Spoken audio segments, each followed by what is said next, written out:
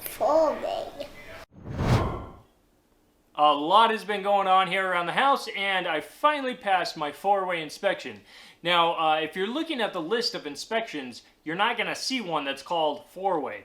But what it does is it knocks out 4 of them at one time, which is your rough framing, rough plumbing, rough electrical, and rough mechanical, which is your HVAC.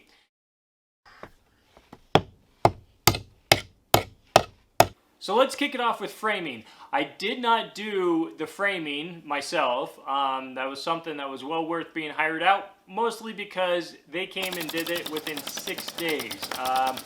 And I'll tell you what, I could have spent months doing this and still would have not have done as good of a job. So that was one area where we decided, yes, let's outsource that. So the couple little things that they missed that we'll go over just were, there is like a J-bolt along the bottom plate that they missed at one time, so kind of had to drill a new bolt, wasn't too big of an issue, and fire blocking. So fire blocking is those blocks in between walls.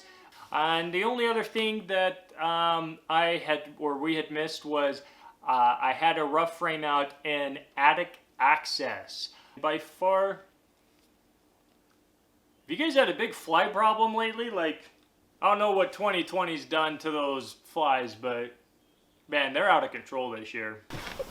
Put on my pet box. Plumbing, let's talk about this just for a second, and it really will be a second because this was by far the easiest project or thing that we've done for this entire edition. All we needed to do was move the plumbing line from the old kitchen sink to the new one, and then extend the drain from their back. The rough mechanical time. So this one was another super easy one that passed just because I did absolutely nothing with it. We ended up going with a mini split heat pump. I'll just explain why we actually went with that instead of just a conventional compressor and furnace type unit. Well, if we did, we would have either had to have added a little room for the furnace and then another AC unit on the back, or we would have needed to extended our ductwork in our basement and everywhere, and upstairs and in the kitchen. We didn't want that, and so we opted for these units. There's 3 of them. There's one in the kitchen, one in the living room, and then one in the upstairs bedroom, and we absolutely love them. They're great. They put out a lot of AC. Of course, we're doing this in the summer. We tested out the heat just a couple days ago when it kind of dropped considerably. That's a whole nother side story. Check out the wind damage for that one. That is one where, unless you do one of those DIY kits, you're most likely going to be hiring a licensed HVAC contractor. So that's all I'm going to talk about for that one. Let's move on to electrical, and this I'm going to spend a little more time because I did all of the electrical work. Yes, I ran every box, every line, everything but one line. I left the 220 line going out to my new, to that new mini split unit to my neighbor, but everything else was on me. So let me show you some of the things that we have actually added where I think we'll enjoy when they're done. I'm not going to get too in depth with electrical just because there's quite a few codes with that. Just for example, how far from a corner do you have to have an outlet? What's the maximum spacing between them that you need? So you'll notice up along my wall, I've actually got a whole bunch of boxes, and you're kind of wondering what all those are. So let's explain some of these and why I did it. First of all, we extended a power line up to there, that speaker line. That one is just a low voltage box. Pretty much what it means is that you can still have your DVD players or consoles down there, run the wires or run your HDMI cables up to there, and no cables are shown. Lighting was super simple down here. We went with hand lights along the perimeter, and then we're going to have 2 ceiling lights. Yes, that one is just a temporary demo light. And everything is ran back to this box right here. Yes, like I said, these are just the temporary switches, so we have temporary light. In short, yeah, we got an IKEA kitchen.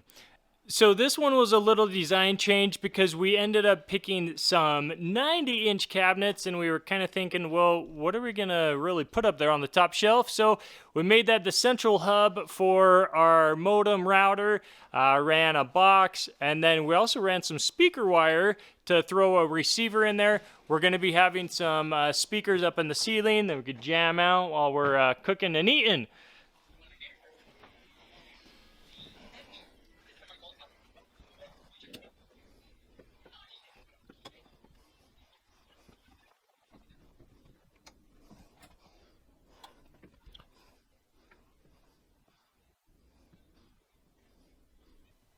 And then over here into the new sweet walk-in closet.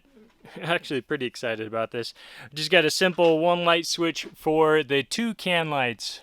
A toucan? A toucan! We added was an outlet box for our TV, so we could wall mount it up there. That way we don't have to have it on a stand down below or have a cord running down.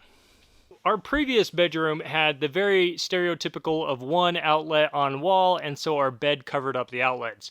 Huge pain, and so we measured our bed, and yes, we put an outlet on each side of the bed. It's these little things that we're actually super excited for, to actually just plug in our phones next to our bed without having to pull out the bed or have a little extension cord underneath our bed.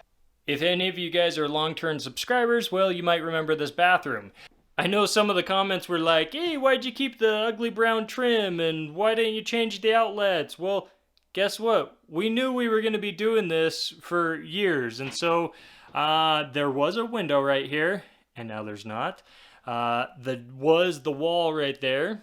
Now there's a door. Where there was the door, now there's a wall. So what we had to do was pretty much just extend the electrical line kind of up and around and down to right there. And then because we had a window and now we don't, we needed to add a fan. So those are already done. Pretty excited. Lights work, fan works. This bathroom's done. Except for kind of like drywall, paint, trim, door. Okay, we're far from being done. We're going to end the video there, mostly because that's about as long as a video as I want to watch, and I'm tired. So trust me though, there is still a lot to come.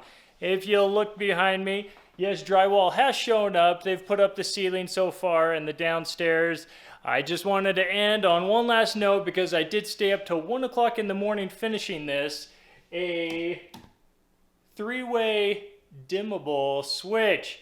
Yes, I was pretty excited about that. Family might not think it's that cool, but it was worth staying up late for. So, thanks for watching. We'll see you next time. Hey, what part is that? Claw. The claw? What's the other part called?